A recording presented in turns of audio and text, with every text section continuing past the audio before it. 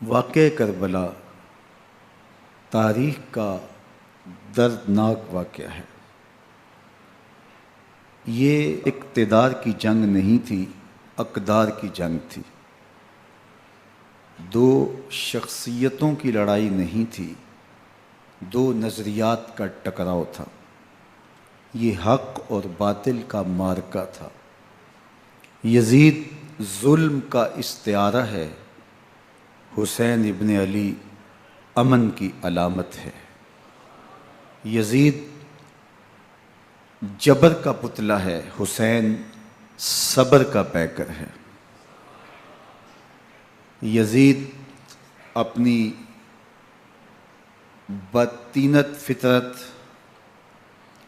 اور اپنی طبع ناہموار کے باعث دنیا پر ذلت و رسوائی، ظلم، جبر، جور و زیادتی کی علامت بن کے ابھرا، اور حسین ابن علی رضی اللہ تعالی عنہ حق و صداقت کا نشان بن کے ابھرا۔ کربلا کے تپتے ہوئے ریگزار میں حسینی اور یزیدی دو کردار سامنے آتے ہیں۔ اقبال نے کہا تھا، موسیٰ و فرعون و شبیر و یزید، ایند و قوت از حیات آید پدید، زندہ حق از قوت شبیری است، باطل آخر داغ حسرت میری است، سرخ رو عشق غیور از خون او، شوخی ای مصرع از مضمون او، تا قیامت قطع استبداد کر، موج خون او چمن ایجاد کر۔ یزید بہدل کی بیٹی محسون کا ناپاک بیٹا تھا، اور حسین محمد عربی کی بیٹی فاطمہ کا شہزادہ تھا۔ یزید دمشق کے اطراف میں سرجون اور جریر اختل جیسے اوباشوں کے جرمٹ میں پل کے جوان ہوا۔ حسین کے گھر کا دروازہ مسجد نبوی کے اندر کھلتا تھا۔ یزید نشے میں دھت ہو کر کے نمازیں چھوڑ دیتا تھا۔ حسین کی کربلا کے اندر بھی نماز تہجد قضا نہیں ہوئی۔ یزید ظلم کا دوسرا نام ہے، حسین امن کی علامت ہے۔ یزید نے زندگی میں ایک مرتبہ حج کیا اور شراب کے مٹکے ساتھ لے کے آیا، اور اختل اور دیگر گویوں اور مغنیوں کو اپنے ساتھ رکھا تاکہ سفر آسانی سے کٹے۔ حسین ابن علی نے 25 حج سواری ہونے کے باوجود پیدل کیے۔ یزید حج بیت اللہ کے بعد مدینہ المنورہ آیا اور شراب کی ایک مجلس بپا کی۔ حضرت امام حسین رضی اللہ تعالی عنہ جب وہاں پہنچے تو شراب کی پھیلی ہوئی بدبو کو محسوس کرتے ہوئے فرمایا، یہ بو کیسی ہے؟ تو نشے میں دھت یزید بولا، یہ شام میں بنتی ہے، اور ایک جام منگوایا اور اس کو پیتے ہوئے دوسرا جام حضرت امام حسین رضی اللہ تعالی عنہ کی طرف بڑھاتے ہوئے کہا، ابا عبداللہ لیجئے۔ تو حضرت امام حسین رضی اللہ تعالی عنہ نے فرمایا، میں اس کی طرف دیکھتا بھی نہیں ہوں، اور پھر وہ عشقی اشعار پڑھنے لگا۔ جب یزید کی شراب نوشی کا منظر امام حسین رضی اللہ تعالی عنہ اپنی آنکھوں سے دیکھ چکے تھے، تو مجھے بتاؤ یزید کے ہاتھ پہ امام حسین کا پاک ہاتھ کیسے آتا؟ حضرت امام حسین رضی اللہ تعالی عنہ جس ماحول میں پلے تھے، جس ماحول میں پرورش پائی تھی، جس ماحول میں رہے تھے، وہ پاکیزہ اور تقدس مآب ماحول تھا۔ اور یزید کبھی اطراف دمشق میں، کبھی غوطہ میں، کبھی الخضرہ محل میں، اور کبھی کہاں داد عیش دیتا رہا اور لہو و لعب کے اندر مصروف رہا، اور اس کی زندگی ان چیزوں سے عبارت تھی۔ وہ محرمات کو حلال قرار دیتا، شراب نوشی اس کی ہڈیوں میں رچی ہوئی تھی، اور شریعت بیضا کا مذاق اڑایا کرتا۔ اور حسین ابن علی رضی اللہ تعالی عنہ کی دوستیاں جن لوگوں سے تھی وہ عبداللہ ابن عباس تھے، عبداللہ ابن عمر تھے، حضرت عبد الرحمن بن ابو بکر رضی اللہ تعالی عنہ تھے۔ یزید تو جوا کھیلتا رہا، یزید تو قمار بازی کرتا رہا، یزید تو شراب نوشی کرتا رہا، اور حسین ابن علی مسجد نبوی کے ممبر میں حضور کے پہلوؤں میں بیٹھتے رہے۔ زمانے نے وہ منظر دیکھا کہ سرخ رنگ کے جوڑے پہنے ہوئے حسنین کریمین حجرہ فاطمہ سے نکلتے ہیں، کم عمری کی وجہ سے کبھی گرتے ہیں کبھی سنبھلتے ہیں، اور آقا کریم خطبہ ارشاد کر رہے ہیں، خطبہ چھوڑ کے حضور نے شہزادوں کو اٹھا لیا۔ وہ منظر بھی زمانے نے دیکھا۔ حضرت عبداللہ بن شداد کہتے ہیں کہ حضور سجدے میں تھے اور سجدہ اتنا طویل ہو گیا، ہمیں لگا یا تو وحی کا نزول ہو رہا ہے یا پھر اللہ کا حکم آ گیا اور اللہ کے محبوب کی روح قبض کر لی گئی۔ لیکن میں نے جب نظریں اٹھا کے ننکیوں سے دیکھا تو کیا منظر تھا کہ حسین ابن علی حضور کی پشت پہ بیٹھے ہوئے اور میرے آقا سجدے کو طول دے رہے ہیں۔ اللہ اکبر! حسین کے لیے پیغمبر کے سجدوں کو طول دیا جا رہا ہے۔ حسین ابن علی کبھی ممبر پہ حضور کی اطراف میں بیٹھتے ہیں، وہ منظر بھی دنیا نے دیکھا کہ حضور کے مبارک کندھوں پر حسین ابن علی بیٹھے ہیں اور حضور کی زلفوں کو پکڑا ہوا ہے۔ تو حضرت عمر رضی اللہ تعالیٰ عنہ دیکھ کے کہتے ہیں واہ واہ کیسی سواری میسر آئی حسین ابن علی کو۔ تو میرے آقا مسکرا کے کہتے ہیں عمر سواری دیکھتے ہو سوار بھی تو دیکھو۔ اللہ اکبر! حضرت اسامہ بن زید بن حارثہ رضی اللہ تعالیٰ عنہ فرماتے ہیں رات کا ایک پہر گزر گیا اور مجھے حضور سے کوئی کام تھا، میں آقا کریم کی خدمت میں حاضر ہوا، در دولت پہ دستک دی، حضور تشریف لائے تو چادر اوڑی تھی، بکل کی ہوئی تھی میرے حضور نے، تو میں نے اپنی حاجت کہی تو حضور نے میری حاجت پوری کر دی۔ لیکن ایک منظر میں نے دیکھا کہ حضور نے جو چادر کی بکل فرمائی تھی اس کے اطراف میں پہلوؤں میں ابھار تھے جس طرح اندر کوئی ہو۔ مجھ سے نہ رہا گیا، میں نے پوچھ لیا، میں نے کہا بندہ نواز چادر کے اندر کیا ہے؟ فَكَشَفَهُ، تو حضور نے چادر کو کھول دیا۔ فَإِذَا الْحَسَنُ وَالْحُسَيْنُ عَلَىٰ وَرِكَيْهِ، تو کہتے ہیں میں نے اپنی آنکھوں سے دیکھا ایک پہلو سے امام حسین لپٹے ہوئے تھے، ایک پہلو سے امام حسن لپٹے ہوئے تھے۔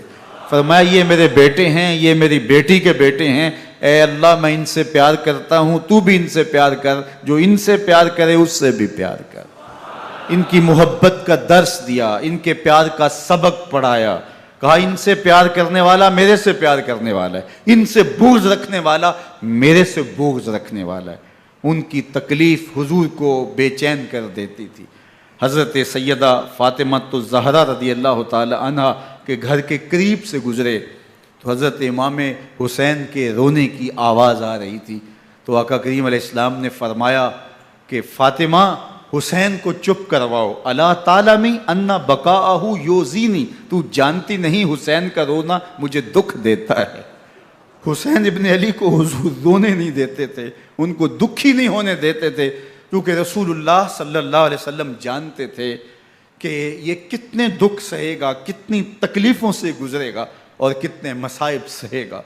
زمانے نے وہ گھڑیاں بھی دیکھیں کہ حضرت حذیفہ بن یمان رضی اللہ تعالیٰ عنہ فرماتے ہیں کہ میں حضور کی خدمت میں نماز مغرب کی ادائیگی کے لیے حاضر ہوا، اور میں نے یہ اجازت خاص طور پہ اپنی ماں سے اس شرط پہ لی تھی کہ امی آپ مجھے اجازت دیں، میں حضور کی خدمت میں حاضر ہوتا ہوں، مغرب کی نماز بھی ادا کروں گا اور پھر حضور سے عرض کروں گا حضور میرے لیے اور میری ماں کے لیے بخشش کی دعا کر دیجئے۔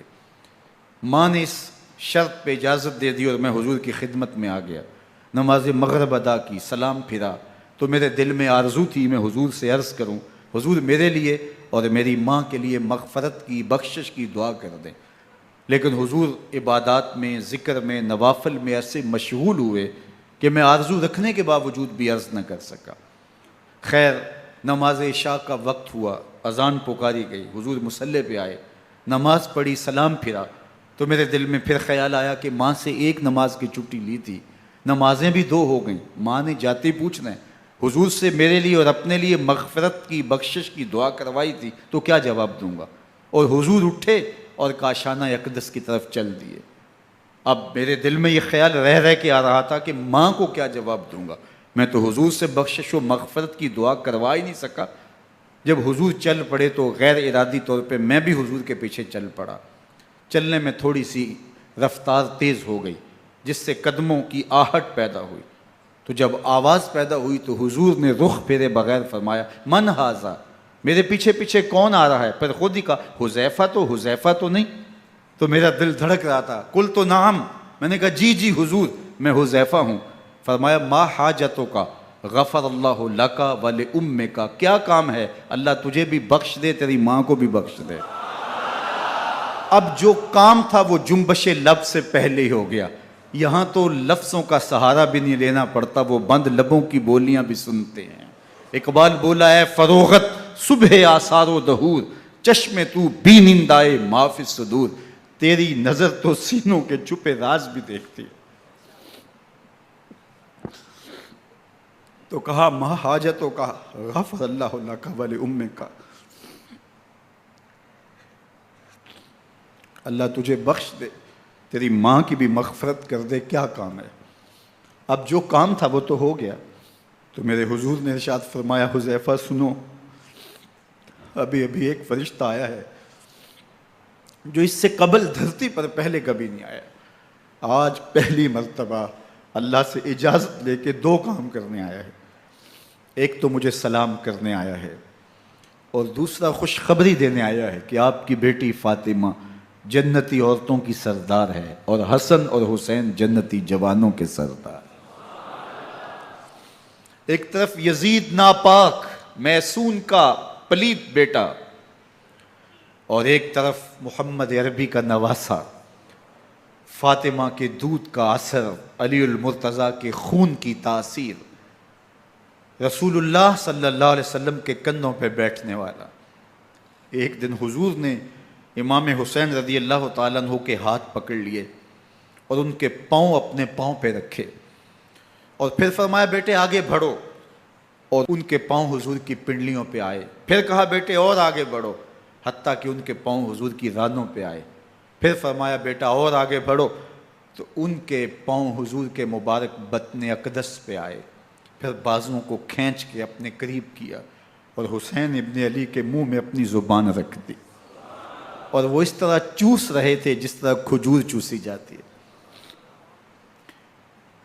تو اللہ کے محبوب علیہ السلام نے حسین ابن علی کو اپنی زبان کا لعاب دہن دے کر کے، وہ شیر رحمت دے کر کے، وہ کوثر و تسلیم سے پاکیزہ تر آب رحمت عطا کر کے ان کی ہمیشہ کے لیے پیاس بجھا دی، تاکہ کل کربلا کے تپتے ہوئے ریگزار میں حسین ابن علی کو پیاس کی شدت تنگ نہ کرے اور پائے استقلال میں لغزش نہ آنے پائے۔ ان نازوں سے پالے ہوئے حسین کو، ان محبتوں سے پالے ہوئے حسین ابن علی کو امتحان بھی اتنے بڑے درپیش تھے۔ یاری تیری سونا پر ازمیشاں تیریاں اگ، سونا پرکھیا جامدہ ہے نال اگاں دے لگ۔ جتنا بڑا شخص ہوتا ہے اتنی آزمائشیں بھی بڑی ہوتی ہیں۔ پیغمبر رحمت کی آغوش میں کھیلنے والا، حجرہ فاطمہ کا جانشین، مصلی رسول کا وارث، منبر رسول صلی اللہ علیہ وآلہ وسلم پر حضور کے مبارک پہلو اور گود میں بیٹھنے والا حسین، حضور کی زبان چوسنے والا حسین، حضور کے کندھوں پہ سواری کرنے والا حسین، آقا کریم علیہ الصلوۃ والسلام کے مبارک سجدے کی حالت کے اندر حضور کی پشت پہ کھیلنے والا حسین، جس حسین کا دروازہ مسجد نبوی کے اندر کھلتا تھا اور یزید کی کرتوتوں کے چشم دید گواہ تھے۔ یزید جب تخت نشین ہوتا ہے تو اسے یہ فکر ہوتی ہے کہ امام حسین، عبداللہ بن زبیر، عبداللہ بن عمر، عبداللہ ابن عباس یہ میری بیعت کریں۔ اور وہ ولید بن عقبہ کو لکھتا ہے کہ ہر صورت میں ان کی بیعت لو، اور اگر بیعت نہ دیں تو سختی کرو۔ حضرت امام حسین رضی اللہ تعالی عنہ کو بلاوا آتا ہے کہ آپ کو دارالامارت میں گورنر ہاؤس میں بلایا جا رہا ہے، ولید بن عقبہ کا پیغام آپ کو پہنچتا ہے۔ آپ اس وقت فرماتے ہیں کہ اس وقت جو پیغام پہنچا ہے وہ کسی خطرے سے خالی نہیں ہے، تو کچھ سواروں کو ساتھ لیا، کہا تم دارالامارت کے باہر کھڑے رہنا، اگر میری آواز بلند ہوئی تو اندر آ جانا، ورنہ تم انتظار کرنا۔ آپ اندر گئے۔ ولید بن عقبہ نے مروان کو بھی بلایا تھا۔ مروان بن حکم یہ گورنر مدینہ ولید سے پہلے رہ چکا ہے، تو اس نے مشورہ دیا کہ سختی کی جائے۔ خیر ولید بن عقبہ نے کہا کہ یہ خط ہے، حضرت امیر معاویہ کا انتقال ہو گیا اور یزید تخت نشین ہوا ہے، لہٰذا وہ آپ سے بیعت کا مطالبہ کرتا ہے۔ تو حضرت امام حسین رضی اللہ تعالیٰ عنہ نے فرمایا کہ میرے جیسا شخص یوں چھپ کے بیعت نہیں کر سکتا، اور آپ واپس پلٹے۔ مروان بن حکم نے ولید بن عقبہ کو کہا کہ یہ موقع ہے، جانے نہ دیا جائے، اگر یہ نکل گئے تو دوبارہ تم قابو نہیں پا سکو گے، اور انہیں یہیں قتل کر دیا جائے۔ حضرت امام حسین رضی اللہ تعالیٰ عنہ نے یہ بات سن لی۔ کہتے ہیں حضرت امام حسین انہی قدموں کے بل واپس پلٹے اور مروان بن حکم سے مخاطب ہو کے کہا، مروان کیا بول رہا ہے؟ وہ خاموش ہو گیا۔ فرمایا تو جانتا نہیں ہم کون ہیں؟ آنا حسین ابن علی ابن ابی طالب، میں حسین ہوں، میں علی کا بیٹا ہوں، ہمارے گھر میں قرآن اترتا رہا ہے، وحی کا نزول ہوتا رہا ہے، اور یزید فاسق ہے، فاجر ہے، مسلمانوں کا قاتل ہے اور شرابی ہے، میں ڈنکے کی چوٹ پہ یزید کی بیعت سے انکار کرتا ہوں۔ بس حیدری کچھار سے محمدی شیر نکل آیا ہے۔ اب اوسان خطا ہو گئے، راستہ چھوڑ دیا، واپس آئے، سیدہ زینب سے ملے، کہا مدینے کو چھوڑنا پڑے گا۔ کہا بھیا کیا ہوا؟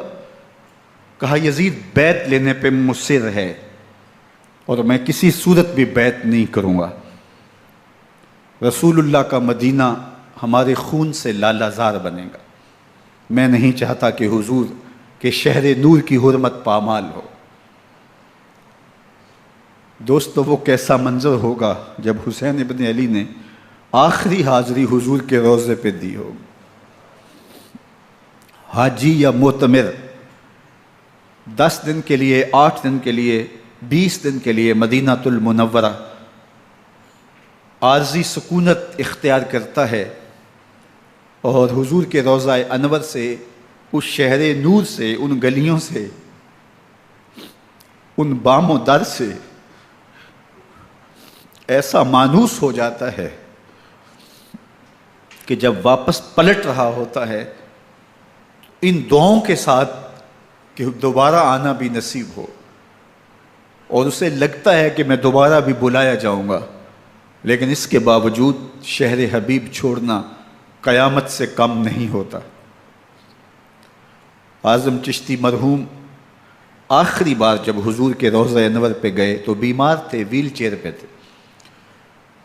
باب بقی سے باہر نکلے تو خادم سے کہا کہ میری ویل چیئر پیچھے سے کھینچو تاکہ میرا رخ روضہ انور کی طرف رہے، اور وہ پیچھے سے کھینچتا چلا جا رہا ہے، اور جب باب مکہ سے پیچھے جنت البقیع کے قریب سے گنبد خضرا نگاہوں سے اوجل ہونے لگا تو اعظم چشتی مرحوم نے کہا، جان بدن سے نکلتی ہے اعظم، جان بدن سے نکلتی ہے اعظم، کوئی آسان ہے مدینے سے جدا ہونا،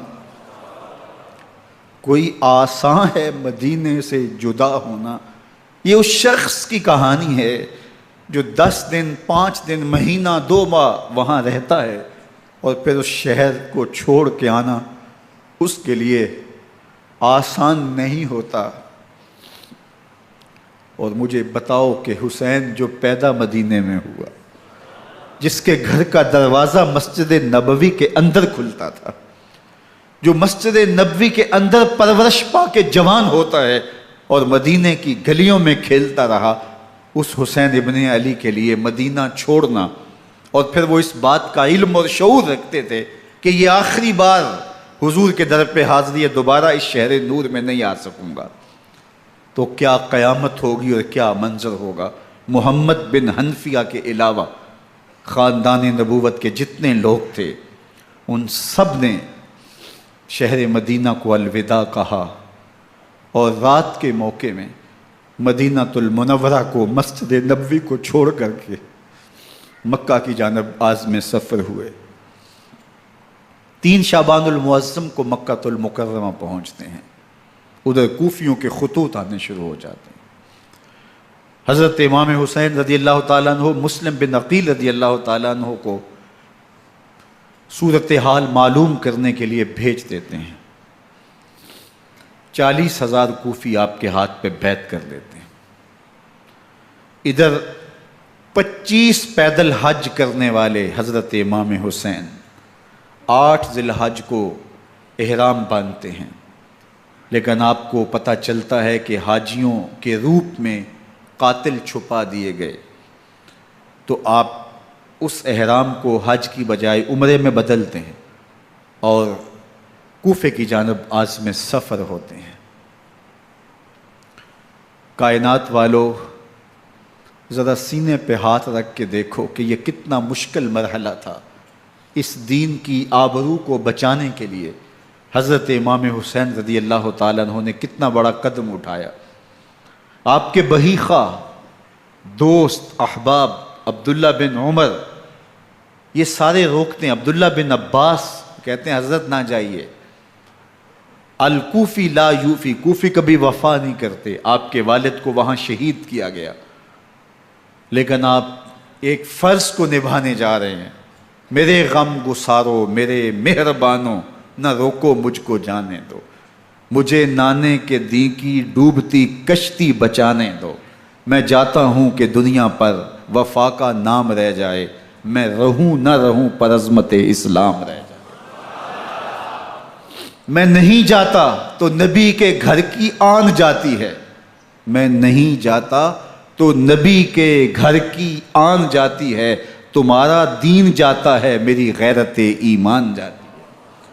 حضرت امام حسین یہاں سے چلتے ہیں، ابھی راستے میں ہی پہنچتے ہیں کہ یہ خبر آتی ہے کہ کوفے والوں نے بے وفائی کر دی، حضرت مسلم بن عقیل رضی اللہ تعالیٰ عنہ کو شہید کر دیا گیا، نعمان بن بشیر معزول کر دیے گئے، ابن مرجانہ ابن زیاد وہاں متعین کر دیا گیا جو سخت گیر شخص تھا، اور اس نے لوگوں کو ڈرایا دھمکایا اور کوفے کے لوگوں کے دل بدل گئے اور وہ بیتیں توڑنے لگے۔ وہ منظر مسجد کوفہ کا کتنا دلگداز تھا، جب امام نماز کے لیے کھڑے ہوئے تو 40,000 لوگ آپ کے پیچھے تھا، جب سلام پھیرا اور امام نے دیکھا کہ پیچھے لوگ نہیں ہیں، پھر لوگوں نے اپنے دروازے بھی بند کر لیے۔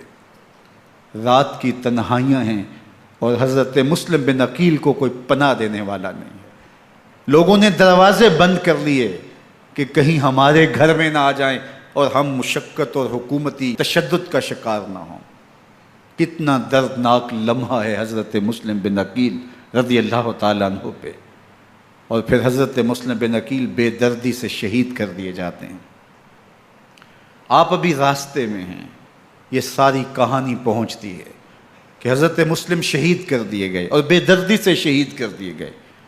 وہ جنہوں نے خط لکھے تھے کہ ہم آپ کے ساتھ ہیں اور ہم منتظر ہیں، چشم برا ہیں، آپ کے قدموں کی چاپ سننے کے لیے بےتاب ہیں، آج انہوں نے بیتیں توڑ دی، 40,000 کوفی منحرف ہو گئے۔ مسجد کوفہ کا وہ منظر کس قدر روح کو تڑپا دینے والا تھا۔ ہم پچھلے سال عصر اور مغرب کے درمیان جب کوفہ پہنچے تو سورج ڈوبنے کے قریب تھا۔ میں نے اپنی زندگی میں اتنا اداس موسم کہیں نہیں دیکھا جتنا اداس موسم کوفے میں دیکھا۔ ایسے لگتا تھا جس طرح کوفے کی آب و ہوا آج بھی شرمندہ ہے۔ جو مسلم بن عقیل اور خاندان نبوت کے ساتھ اہل کوفہ نے کیا، حضرت امام حسین رضی اللہ تعالیٰ عنہ کو ان کے بہی خواہوں نے، اعزاء نے، اقربا نے، دوستوں نے، آوان و انصار نے، ساتھیوں نے کہا کہ حضرت حالات یکسر تبدیل ہو گئے، اب ہمیں مراجعت کر جانی چاہیے، واپس پلٹ جانا چاہیے۔ تو حضرت امام حسین کافی سوچ بچار میں رہے، پھر اس کے بعد آپ نے فیصلہ کیا کہ ہم آگے بڑھیں گے۔ دوستوں نے کہا کہ حضرت اگر آپ آگے بڑھیں گے تو ہمیں لگتا ہے کہ وہ آپ کے ساتھ سلوک اچھا نہیں کریں گے اور آپ بچوں کے سامنے پیاس سے شہید کر دیے جائیں گے۔ تو حضرت امام حسین رضی اللہ تعالیٰ عنہ نے وہاں ایک خطبہ ارشاد فرمایا کہ لوگو تم جو مجھے بتا رہے ہو مجھے اچھی طرح معلوم ہے، جو تم مجھے منظر پیش کر رہے ہو وہ میری نگاہوں میں ہے، اور جو کچھ ہونے والا ہے چشم تصور وہ منظر دیکھ رہی ہے۔ چونکہ حضرت امام حسین رضی اللہ تعالیٰ عنہ کی شہادت کی خبر حضرت امام حسین کے پیدا ہوتے ہی خاندان نبوت میں عام تھی۔ حضور علیہ الصلوۃ والسلام کو یہ بات جبریل امین نے آ کے بتائی تھی جب حسین ابن علی کے ساتھ حضور محبت کا اظہار کر رہے تھے، تو یہ جبریل امین نے آ کے کہا تھا حضور آپ کا یہ بیٹا ارض طف میں شہید کر دیا جائے گا، اور کربلا کی مٹی لا کے حضور کو دی اور ام سلمہ کو حضور نے عطا کر دی۔ حضرت ام سلمہ کہتی ہیں کہ ایک دن میں سوئی تو خواب دیکھا کہ حضور کے مبارک بال بکھرے ہوئے ہیں اور سخت پریشان ہیں، تو میں نے کہا کہ حضور آپ کی یہ کیا حالت ہے؟ وَبِيَدِهِ قَارُورَةٌ، اور حضور کے ہاتھ میں ایک شیشی ہے، فِيهَا دَمٌ، جس کے اندر خون ہے۔ تو میں نے کہا حضور یہ کیا؟ فرمایا میں قتل گاہ حسین سے آ رہا ہوں اور یہ حسین ابن علی کا خون ہے۔ تو کہا 10 محرم کا دن تھا، دوپہر کا یہ منظر تھا، میں کیلولہ کر کے اٹھی، جب میں نے دیکھا تو وہ شیشی جس میں کربلا کی مٹی رکھی تھی وہ خون بن چکی تھی۔ تو یہ خبر پہلے دی گئی تھی، یہ بتا دیا گیا تھا۔ فرمایا میرے دوستو جو تم مجھے بتاتے ہو میں اس سے بے خبر نہیں ہوں، یہ سب کچھ ہونے والا ہے، لیکن اس کے باوجود میں کیوں جا رہا ہوں؟ تو آپ کا ایک تاریخ ساز جملہ ہے جو کربلا کے فلسفے کو ہمارے سامنے رکھتا ہے کہ یہ اتنا بڑا امتحان کیوں دیا۔ حضرت امام حسین رضی اللہ تعالیٰ عنہ نے فرمایا وَلَكُمْ فِي أُسْوَةٌ، میں اس لیے جا رہا ہوں قیامت تک ظلم، جبر اور ناانصافی کے خلاف کھڑے ہونے والوں کے لیے کوئی نمونہ تو ہو۔ میری زندگی قیامت تک ظلم، جبر اور استحصالی نظام کے خلاف کھڑے ہونے والوں کے لیے نمونہ ہے۔ تو حضرت امام حسین رضی اللہ تعالیٰ عنہ نے حق اور باطل کے درمیان ایک سرخ لکیر کھینچ دی اپنے خون سے۔ اب حق اور باطل کا امتیاز کرنا مشکل نہیں ہے، کوئی باطل پہ اڑا رہے تو الگ بات ہے، لیکن امتیاز کرنا مشکل نہیں ہے۔ حدود بالکل واضح کر دیں۔ اقبال نے یہاں کتنی خوبصورتی کے ساتھ اس مضمون کو نبھایا۔ سرخ رو عشق غیور از خون او، شوخی این مصرع از مضمون او، تا قیامت قطع استبداد کر، موج خون او چمن ایجاد کر۔ ایک جہاں آباد کر دیا، حق اور باطل کی راہیں اجال دی۔ اب لوگوں کو یزید کا چہرہ پہچاننے میں دیر نہیں لگتی، وقت کے ہر یزید کا چہرہ آسانی سے پہچانا جا سکتا ہے۔ یہ معرفت زمانے کو کروائی کس نے؟ حسین ابن علی نے کروائی رضی اللہ تعالی عنہ۔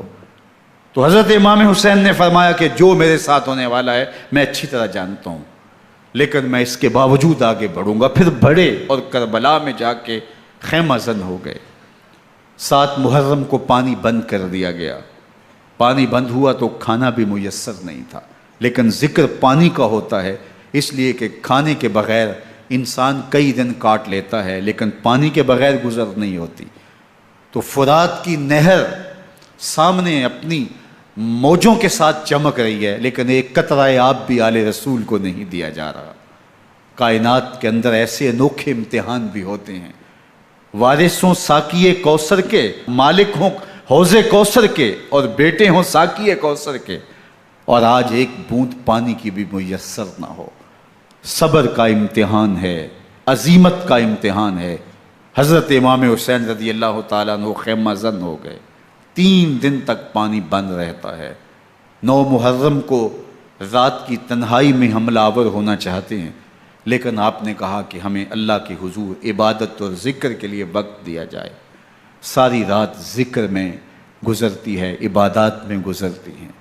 رات کے اندھیرے میں آپ چراغ بجھا دیتے ہیں۔ آوان و انصار کو کہتے ہیں کہ ان کی دشمنی میرے ساتھ ہے، انہیں میرا خون چاہیے، اگر تم رات کی تاریکی میں نکل جاؤ تو میں تم سے کوئی مواخذہ نہیں کروں گا، اور یہ بھی تمہارا پیچھا نہیں کریں گے، اس لیے کہ ان کا مطلوب تم نہیں ہو، ان کا مطلوب میں ہوں۔ جب چراغ جلایا تو کوئی بھی نہیں گیا۔ مسلم بن اوسجہ کھڑے ہو کے کہتے ہیں حضرت اگر ہمارے بدن کو 70 بار کاٹا جائے اور جلایا جائے اور ہواؤں میں اڑا دیا جائے پھر بھی آپ کا ساتھ نہیں چھوڑیں گے۔ 70 سال کے بوڑھے ہیں حبیب بن مظاہر، کہتے ہیں حضرت آپ کو چھوڑ کے جائیں کہاں، آپ کو چھوڑ کے جائیں کہاں، کوئی ساتھ چھوڑنے کے لیے تیار نہیں ہے۔ پیاس ہے، سخت گرمی ہے، کربلا کا ماحول ہے، 72 افراد اور خاندان کی خواتین میدان کربلا میں خیمہ زن ہیں۔ دوسری طرف لشکر اعداء اشقیا 22,000 کی تعداد میں مقابلے میں، ایک روایت 30,000 کی ہے۔ ان صرف 72 پیاسے لوگوں کے لیے اتنے لوگوں کو جمع کرنے کا مقصد خوف زدہ کرنا تھا۔ شرط ہے کہ یزید کی بیعت کر لیں، محاصرے توڑ دیں گے، پانی دستیاب ہوگا، اعزاز و اکرام سے نوازا جائے گا، خزانوں کے منہ کھول دیے جائیں گے۔ لیکن حسین ابن علی کہتے تھے سب کچھ لٹ جائے گا، باطل کے ہاتھ پہ ہاتھ نہیں رکھوں گا۔ اللہ اکبر۔ اب صبح طلوع ہوتی ہے، عاشور کا دن چڑھتا ہے، سورج اپنی پوری تمازت کے ساتھ گرمی برسا رہا ہے۔ آج خاندان نبوت کا امتحان زمانے نے دیکھنا ہے۔ رسول اللہ کا لعاب چوسنے والا اس کے صبر کا آج امتحان ہے، حضور کے کندھوں پہ کھیلنے والے حسین کا آج امتحان ہے۔ اللہ اکبر۔ حسین ابن علی تمام حجت کرتے ہیں میں نے تمہارا کچھ نہیں بگاڑا، میں نے کسی کا خون نہیں کیا، میں نے کوئی زیادتی نہیں کی، تم کیوں میرے قتل کے در پہ ہو؟ تم جانتے نہیں میں کون ہوں؟ میں تمہارے نبی کا نواسا ہوں، رسول اللہ صلی اللہ علیہ وآلہ وسلم کے کندھوں پہ کھیلتا رہا ہوں، حضور کا لعاب چوستا رہا ہوں، اور میں بوسہ گاہ رسول صلی اللہ علیہ وآلہ وسلم ہوں۔ لیکن ان اشقیاء کے دل پر کوئی چیز اثر انداز نہیں ہوتی۔ ایک ہور ہے، اللہ اس کے دل میں نرمی ڈالتا ہے۔ پہلے تو امام حسین کو گھیر کے لے کر کے آتا ہے، لیکن بعد میں وہ قافلہ یزید سے قافلہ حسین کی طرف آ جاتا ہے۔ امام حسین فرماتے ہیں تو دنیا میں بھی ہور ہے، آخرت میں بھی ہور ہے، آزادی مل جاتی ہے۔ باقی 22,000 کا لشکر جرار امام حسین کے قتل کے در پائے ہے۔ پھر تاریخ نے خاندان نبوت کا وہ انوکھا امتحان دیکھا۔ حضرت امام حسین کے بچے بالخصوص خواتین پیاس کی شدت میں حلق خشک ہیں۔ حضرت سکینہ تڑپ کے اپنے باپ سے کہتی ہیں کہ مجھے 6 ماہ کے لیے اصغر کی پیاس نہیں دیکھی جا رہی۔ بچے کو ہاتھوں پہ اٹھاتے ہیں اور نہر فرات کے کنارے پہنچ کے فرماتے ہیں اشقیاء سے مخاطب ہو کے تمہارا معاملہ میرے ساتھ ہے، اس 6 ماہ کے بچے نے تمہارا کچھ نہیں بگاڑا، اور چلو بھر کے اس کا حلق سیراب کرنا چاہتے ہیں۔ ایک 2 شاخہ تیر آتا ہے جو حضرت علی اصغر کے گلے کو چیر دیتا ہے۔ راوی لکھتے ہیں کہ وہ عام تیر نہیں تھا، جانوروں کو شکار کرنے کے لیے جو بڑے تیر ہوتے ہیں وہ 2 شاخہ تیر تھا۔ وہ گردن کو کاٹ دیتا ہے، خون بہنے لگتا ہے، گردن لٹک جاتی ہے۔ حضرت امام حسین وہ بہتا ہوا خون اپنے چلو میں لیتے ہیں اور آسمان کی طرف اچھال کے کہتے ہیں مالک حسین کی یہ قربانی بھی قبول فرما۔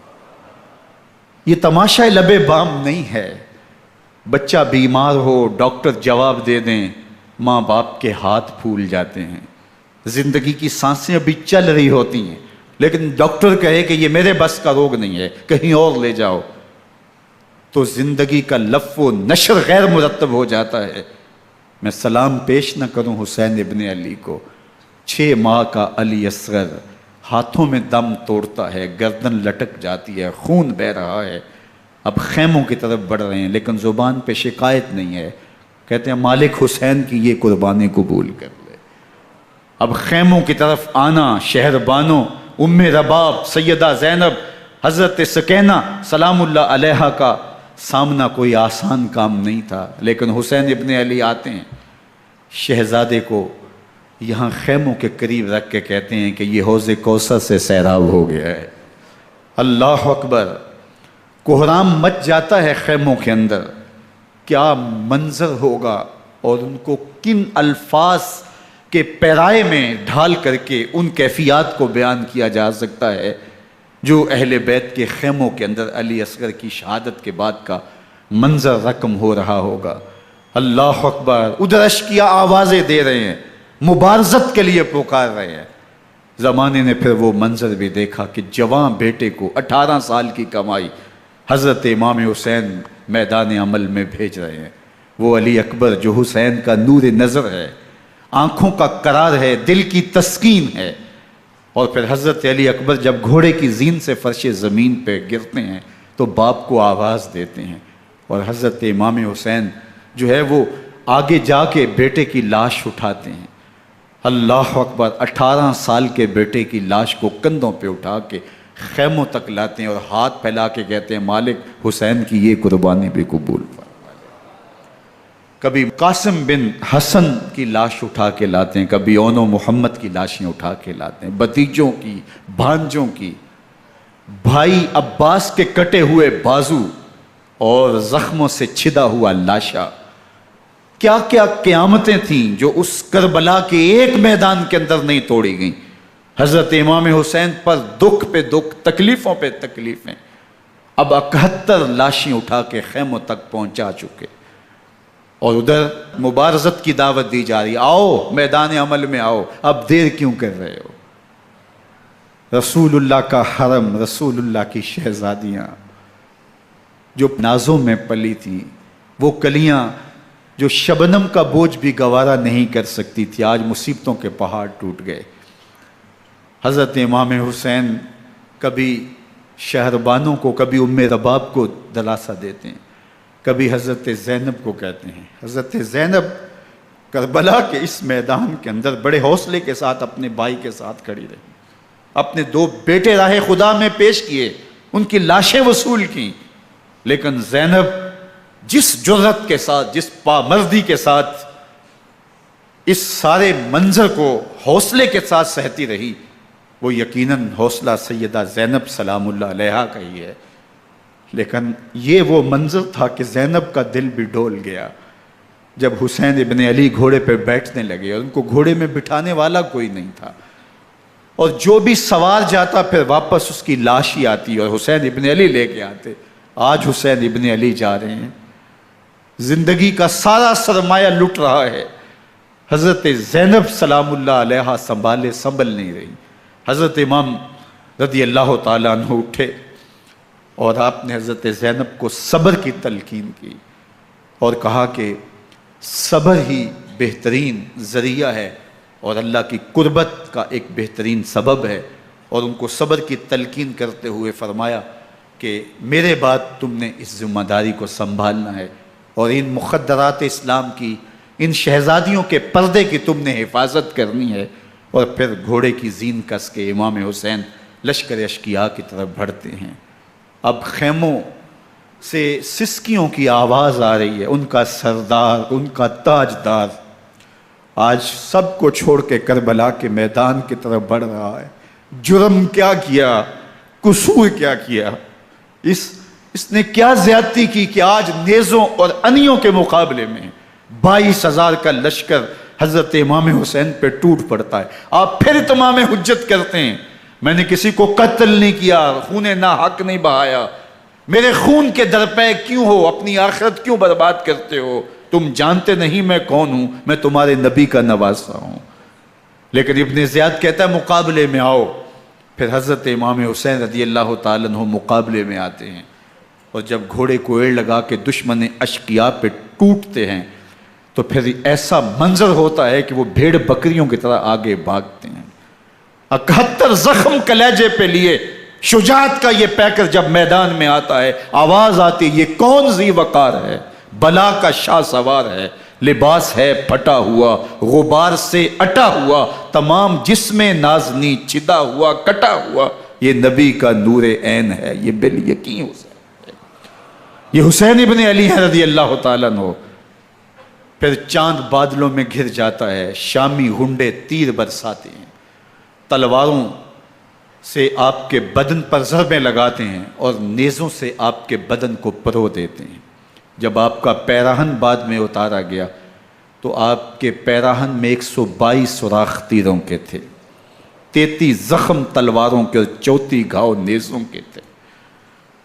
جب گھوڑے کی زین سے فرش زمین پر آئے، بدن چھلنی تھا، زخم زخم سے خون بہ رہا تھا، 3 دن کا پیاسا حسین، اللہ اکبر، بدن زخموں سے چور، 71 لاشیں کلیجے پہ لیے، مخدرات اسلام کے پردے کا خیال دل میں الگ ہے، لیکن گھوڑے کی زین سے جب فرش زمین پہ امام حسین آتے ہیں، زبان پہ ہائے نہیں، نالا و شیون نہیں، چیخ و پکار نہیں، آتے ہی پیشانی سجدے میں رکھتے ہیں اور پکارتے ہیں اللہم ردن بقضائک وصبرن علی بلائک تسلیما لامرک سبحان ربی الاعلی۔ مالک گھر لٹا کے، بچے لٹا کے، خاندان سب کچھ قربان کر کے، اپنے بدن کو زخموں سے چھلنی کروا کے، تیروں اور نیزوں کی انیوں سے اپنے آپ کو زخمی کروا کے، تیرے حضور سر جھکا کے یہ اقرار کرتا ہوں کہ حسین تیری تقدیر پہ راضی ہے، مالک تو بھی بتا، تو بھی حسین پہ راضی ہوا ہے کہ نہیں ہوا؟ آواز آ رہی ہے، اس پیاسے پر علی شیر خدا کو ناز ہے، اس نواسے پر محمد مصطفیٰ کو ناز ہے، اوروں نے بھی سجدے کیے پر اس کا عجب انداز ہے، اس نے وہ سجدہ کیا جس پر خدا کو ناز۔ حسین ابن علی رضی اللہ تعالیٰ عنہ کا سر انور دست قاتل نے تب کاٹا جب وہ سجدے میں جھکا ہوا تھا۔ یزید نے کہا میں بیعت لوں گا، امام حسین نے کہا کبھی بھی نہیں دوں گا، یہ سر کٹ سکتا ہے جھک نہیں سکتا۔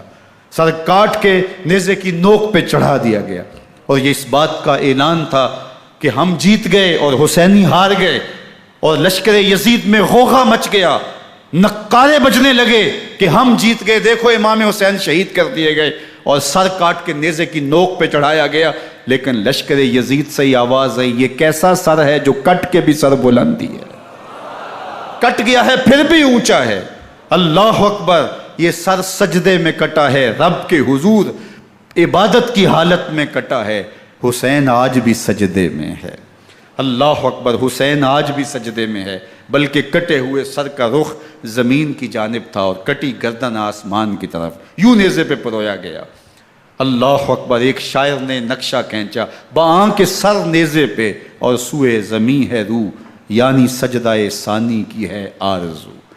رکعت کے 2 سجدے ہوتے ہیں، ابھی ایک سجدہ ہوا تھا کہ دست قاتل نے سر کاٹ دیا، کہا حسین کی پیشانی میں دوسرے سجدے کی تمنا مچل رہی ہے۔ یہ تھا حسین ابن علی کا سجدہ، ساری زندگی رب کے حضور سجدہ قضا نہیں ہونے دیا۔ آج پانی نہیں ہے، اللہ اکبر، آج تیمم کر لیتے ہیں، آج اپنے خون کو اوڑھ کر کے حسین نے اپنی پیشانی اپنے مالک کے حضور جھکا کر کے عظیمت کی وہ انوکھی داستان رقم کر دی کہ صدیاں گزرنے کے باوجود بھی ان کی یادوں کے چراغ روشن ہیں۔ جب حضرت امام حسین اور دوسرے آیان و انصار کو شہید کر دیا گیا تو ان کے سر نیزوں کی نوک پہ چڑھا دیے گئے، حضرت امام حسین کا کٹا ہوا سر اور باقی 71 افراد کے کٹے ہوئے سر نیزوں کی نوک پہ، اور 10 سواروں کو ابن سعد نے کہا کہ ان کو رون دو، اور گھوڑوں کی ٹاپوں تلے حضرت امام حسین رضی اللہ تعالیٰ عنہ اور ان کے آوان و انصار کو جو ہے وہ روندا گیا، حتیٰ کہ ان کی استخوان مبارک، ان کی ہڈیاں بھی چور چور ہو گئیں۔ روننے سے قبل ان کا لباس اتار لیا، ان کے کپڑے اتار لیے گئے، اللہ اکبر، کیسی دردناک گھڑیاں تھیں۔ یزید کا صرف یہی بد کرداری کا مرحلہ نہیں تھا، اس کربلا کے صحرا کے اندر یزید نے جس طرح امام حسین رضی اللہ تعالیٰ عنہ کو شہید کیا اور حضرت امام حسین کے خاندان کو شہید کیا، جب مدینہ المنورہ پر یزید نے مسلم بن عقبہ کو مقرر کیا، جس کو بزرگوں نے مصرب بن عقبہ کہا ہے، تو اس کو کہا 3 دن تک مدینے کا حرم تمہارے لیے حلال ہوگا، جو چاہو تم کرنا، اور شامی فوجوں کو اجازت ہوگی۔ تو وہاں بھی انہوں نے 10,000 تابعین اور 700 صحابہ کو شہید کیا۔ حضرت ابو سعید خدری رضی اللہ تعالیٰ عنہ گھر سے باہر نکلے، کافی بوڑھے ہو چکے تھے، تو انہوں نے حضرت ابو سعید خدری کو پکڑ لیا، کہا تم کون ہو؟ کہا مجھے ابو سعید خدری کہتے ہیں۔ تو کہا ہاں تمہارا نام سنا ہے، اور داڑھی سے پکڑ کے کھینچا اور کہا کہ ہے تمہارے پاس جو ہمیں دو؟ تو کہا کہ میرے پاس تو کچھ بھی نہیں، میں تو فقیر آدمی ہوں۔ تو ان کے گھر ان کو لے گئے، تو 2 کبوتر رکھے تھے حضرت ابو سعید خدری نے، تو وہ کبوتر لوٹ کے لے گئے۔ اللہ اکبر۔ حضرت ابن سنان رضی اللہ تعالیٰ عنہ کو، جو حضور کے علم بردار تھے فتح مکہ کے دن، ان کو ستو پہلے پلائے اور پھر ان کی گردن کاٹی گئی، اور کہا یہ ہے وہ ستو جو تم زندگی میں آخری بار پیو گے۔ ایک گھر میں داخل ہوئی شامی فوج، تو ایک خاتون کے ابھی بچہ پیدا ہوا تھا، اور قابلہ نے، دائیا نے، وہ بچہ ماں کی چھاتی پہ لٹایا، اور وہ ماں کا پہلا دودھ پی رہا تھا۔ تو یہ جا کے کہنے لگے نکالو تمہارے پاس جو کچھ ہے۔ تو اس خاتون نے کہا تم جانتے ہو یہ بچہ کون ہے؟ تو انہوں نے کہا ہم نہیں جانتے۔ کہا یہ حضرت ابن ابی کبشہ انماری رضی اللہ تعالیٰ عنہ کا بچہ ہے، اور یہ وہ صحابی ہیں کہ جو بیت الشجرہ کے موقع پہ حضور کے ہاتھ پہ بیعت کرتے ہیں۔ انہوں نے اس چیز کا لحاظ نہ کیا کہ جو کچھ ہے وہ ہمیں دو، ورنہ تیرے بچے کو نہیں چھوڑیں گے۔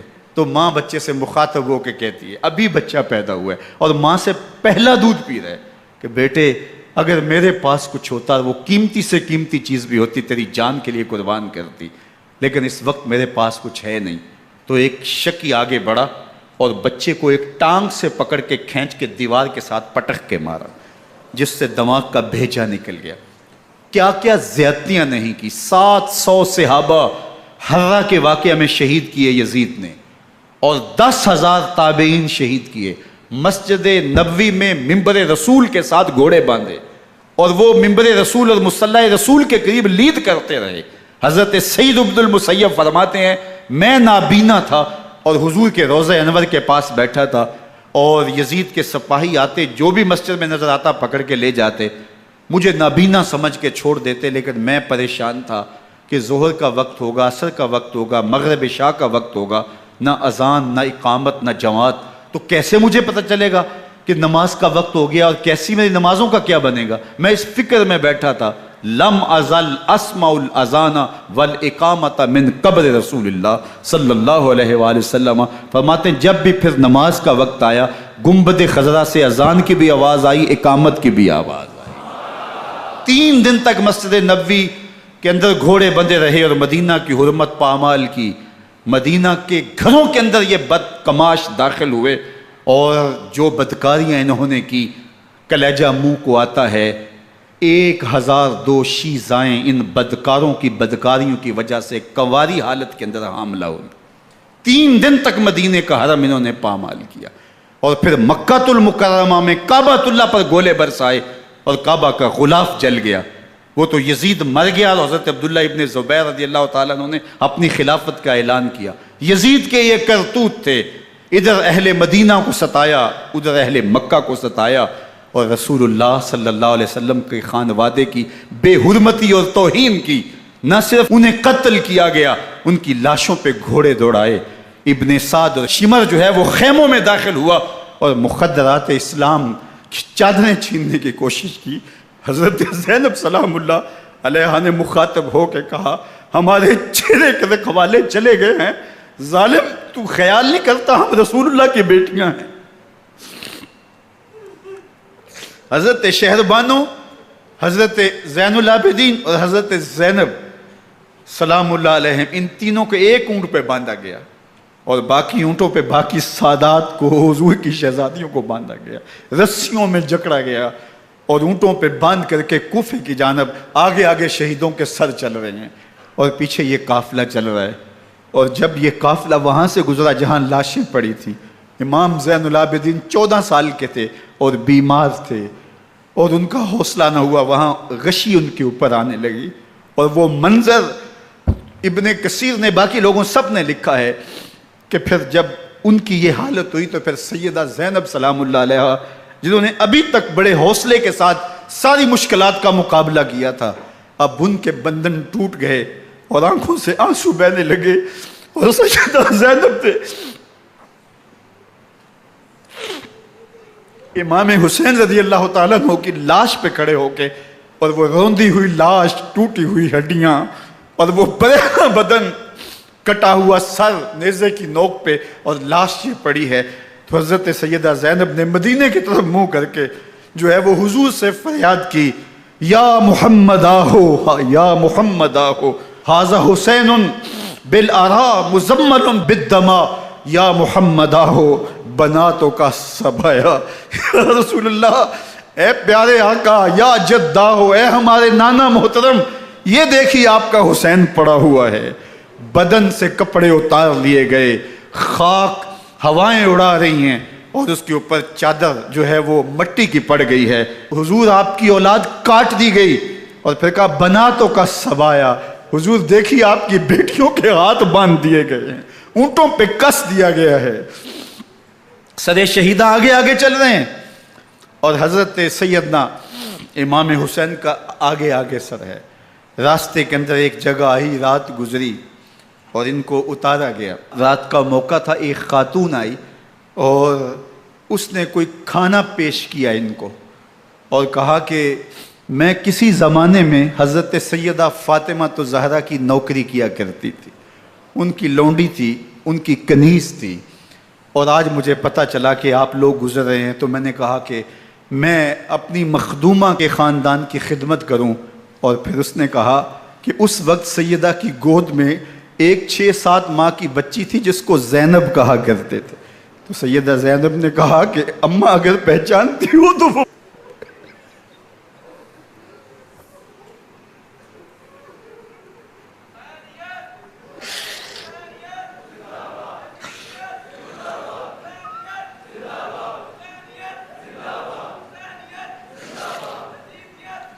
یہ تاراج اور لٹا ہوا کارواں پھر وہاں سے کوفے میں کیسے پہنچا، اور کوفے کے اندر سیدہ زینب سلام اللہ علیہا نے وہ یزید کے دربار میں، ابن زیاد کے دربار میں وہ جرأت آمیز جو باتیں کہیں، اللہ اکبر، زینب کی زبان میں علی کی خطابت بول رہی تھی، اور پھر دشمن اور دوست سارے رونے لگے، اور وہ کیا دل گداز منظر تھے۔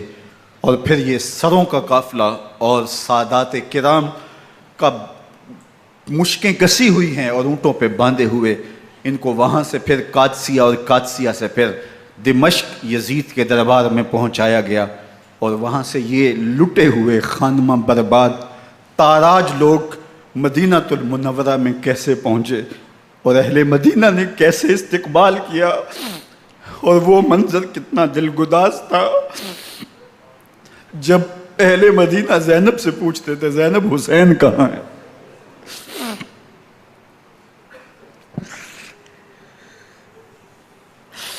بے مروت بے وفا تیرا بھی کیا افسانہ ہے، جس نے اپنی ہی شمع کو گل کیا تو وہ پروانہ ہے۔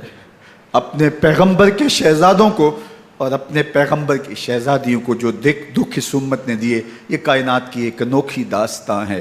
اللہ ہمیں اسوہ شبیری پہ عمل کی توفیق عطا کرے اور ان کے نقوش پاک کی برکتیں دے، اہل بیت کی محبت ہماری روحوں میں جذب کر دے، اور جس عظیمت کے ساتھ، جس حوصلے کے ساتھ انہوں نے دکھوں کو جھیلا، جو دہکتی آگ کے شعلوں پہ سویا وہ حسین، جو جواں بیٹے کی میت پر نہ رویا وہ حسین، جس نے سب کچھ کھو کے کچھ نہ کھویا وہ حسین، مرتبہ اسلام کا جس نے دوبالا کر دیا، خون نے جس کے دو عالم میں اجالا کر دیا، جو کہ سوزے غم کو سانچے میں خوشی کے ڈھال کے، مسکرایا موت کی آنکھوں میں آنکھیں ڈال کے۔ اے حسین ابن علی تم پر سلام، نازش آل نبی تم پر سلام۔ ذرا میرے ساتھ یہ پڑھ لیجئے، اے حسین ابن علی تم پر سلام، نازش آل نبی تم پر سلام، تم پہ لاکھوں رحمتیں لاکھوں سلام، اے شہیدان محبت کے امام، لالا گوں لالا بدن لالا کفن، اے چمن اندر چمن اندر چمن، زندگی ہی زندگی تیری حیات اے حیات اندر حیات اندر حیات، افتخار ملت بیضا ہے تو، رب کعبہ کی قسم یکتا ہے تو، فخر کا دل